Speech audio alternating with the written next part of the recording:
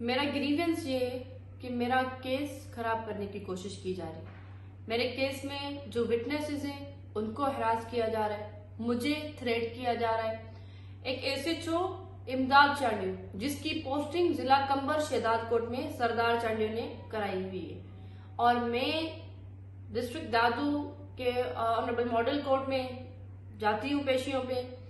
वो एसएचओ जिसका वालिद हमारे ट्रिपल मर्डर केस में जेल कस्टडी में, इमदाद चांडियो की जानिब से हमारी सिक्योरिटी के मामलात में इंटरवीन करने की कोशिश की गई।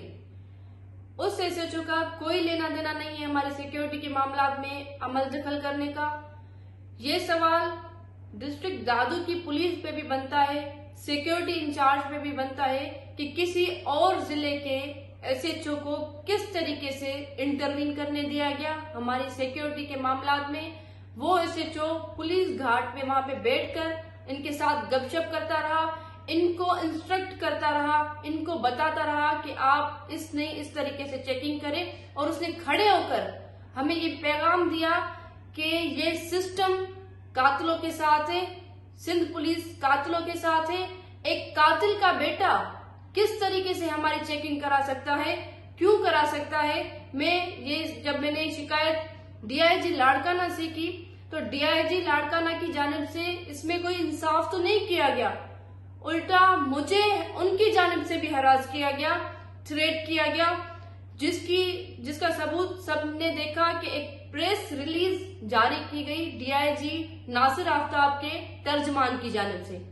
उस प्रेस रिलीज में पहला झूठ ये बोला गया कि उम्मे रुबाब की जानिब से उस एसएचओ के लिए पहले भी शिकायत की गई थी जिसका कोई सबूत नहीं मिल पाया था और उसके खिलाफ कोई इंक्वायरी नहीं हो पाई थी या उसकी जो इंक्वायरी थी वो साबित नहीं हुई। ये झूठ, इसका सबूत सब देख सकते हैं कि ऑनरेबल सुप्रीम कोर्ट में उसी डीआईजी साहब ने खुद इन रिटन दिया था, उनकी अपनी सबमिशन थी कि ये एसएचओ इसको सियासी पोस्टिंग दी हुई है।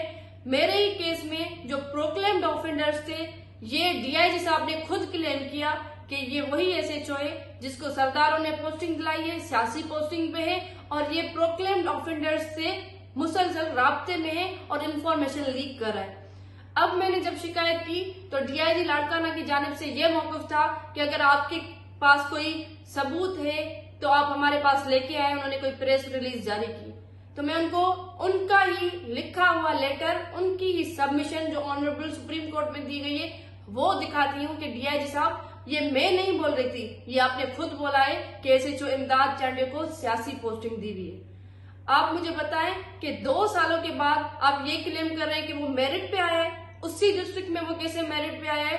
सिंध पुलिस अब कातिलों के साथ सरेआम खड़ी हुई है। डीआईजी रैंक के ऑफिसर्स इन सरदारों से कोई बात नहीं कर पा रहे, इनके खिलाफ कोई कार्रवाई नहीं कर पा रहे और जब एक बेटी इनसे शिकायत करती है, विद प्रूफ शिकायत करती है, तब भी ये हरास करने की कोशिश करते हैं और इनकी पूरी कोशिश है कि मैं खामोश होके, डर के, सहम के घर बैठ जाऊं। तो मैं सबको पैगाम देती हूँ कि मैं डरने वाली नहीं हूँ।